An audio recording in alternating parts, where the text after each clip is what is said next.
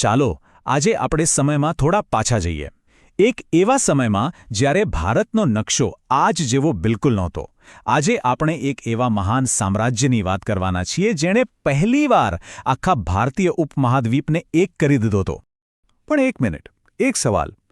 ભારતનો પહેલો ઐતિહાસિક સમ્રાટ કોણ હતો? મતલબ કે એવો કયો રાજા હતો જેણે પહેલી જ વાર આટલા મોટા વિસ્તારને એક છત નીચે લાવી દીધો? આ સવાલનો જવાબ છે ને આપણને ઇતિહાસના એક ખૂબ જ રોમાંચક પાના પર લઈ જશે. તો આ સવાલનો જવાબ છે મૌર્ય વંશ. હા, આ એ જ રાજવંશ છે જેણે ભારતના ઇતિહાસનો આખો નકશો જ કાયમ માટે બદલી નાખ્યો. અને જુઓ, આ કોઈ નાનું સૂનું રાજ્ય નહોતું.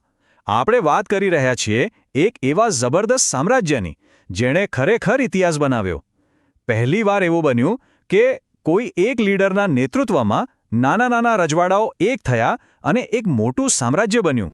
તો પછી આટલા મોટા સામ્રાજ્યનો પાયો કોણે નાખ્યો હશે? ચલો મળીએ એના સ્થાપકને.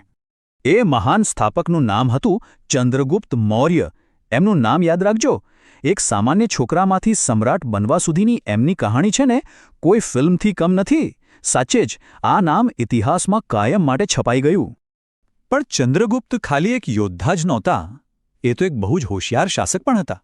અને એમની પાછળ કોણ હતું? એમના ગુરુ આચાર્ય ચાણક્ય. બસ આ ગુરુ શિષ્યની જોડીએ મળીને એવું મજબૂત શાસન બનાવ્યું કે આખું સામ્રાજ્ય ટકી રહ્યું. અને એટલું જ નહીં, એમણે તો સિકંદરના સેનાપતિ સેલ્યુકસ નિકેટરને પણ હરાવી દીધો. એટલે દુનિયાને ખબર પડી ગઈ કે હવે ભારતમાં એક નવી તાકાત આવી ગઈ છે. પણ સવાલ એ છે કે આ સામ્રાજ્ય કેટલું મોટું હતું? જરા વિચારો તો ખરા. એની સરહદો ક્યાં સુધી ફેલાયેલી હતી? તમે જુઓ, ફક્ત 24 વર્ષના શાસનમાં ચંદ્રગુપ્તે શું કરી બતાવ્યું? ઈસવીસન પૂર્વે 322માં શરૂઆત કરી અને જોતજોતામાં તો આખું સામ્રાજ્ય ઊભું કરી દીધું. જરા મનમાં નકશો વિચારો. ઉપર અફઘાનિસ્તાનથી લઈને નીચે છેક કર્ણાટક સુધી, અને એક બાજુ બંગાળ તો બીજી બાજુ સૌરાષ્ટ્ર. આ બધું જ એક શાસનની નીચે. આવું ઇતિહાસમાં પહેલીવાર થઈ રહ્યું હતું. ઓકે, તો આટલા મોટા સામ્રાજ્યને ચલાવવું કઈ રીતે?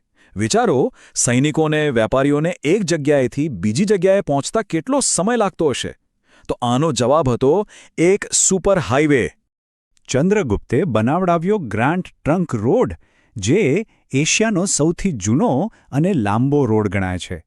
સમજી લો કે આ રસ્તો તો સામ્રાજ્યની નસ જેવો હતો, જે પૂર્વને પશ્ચિમ સાથે જોડતો હતો. જેમ આજે આપણે નેશનલ હાઈવે વાપરીએ છીએ ને, બસ એ જ કામ ત્યારે ગ્રાન્ડ ટ્રંક રોડ કરતો હતો. એના પરથી જ બધો વેપાર ચાલતો, સૈનિકો જતા અને રાજાના સંદેશા પહોંચતા. આના લીધે જ તો આખું સામ્રાજ્ય એક સાથે બંધાયેલું રહ્યું. સારું, ચંદ્રગુપ્ત જેવા શક્તિશાળી રાજા પછી શું? આટલા મોટા સામ્રાજ્યની ગાદી કોણે સંભાળી હશે?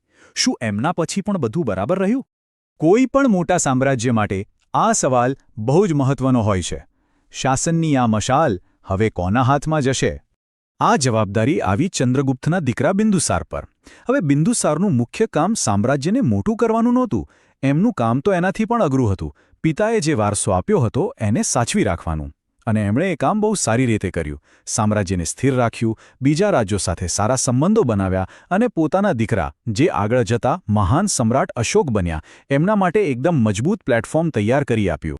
તો ચંદ્રગુપ્તની આ આખી વાત પરથી એક વિચાર આવે છે. કોઈ પણ મોટા શાસકનો અસલી વારસો શું કહેવાય? એમણે જીતેલી જમીન, કે પછી એમણે નાખેલો એ મજબૂત પાયો જેના પર આવનારી પેઢીઓ એક મહાન દેશ બનાવી શકે? વિચારો.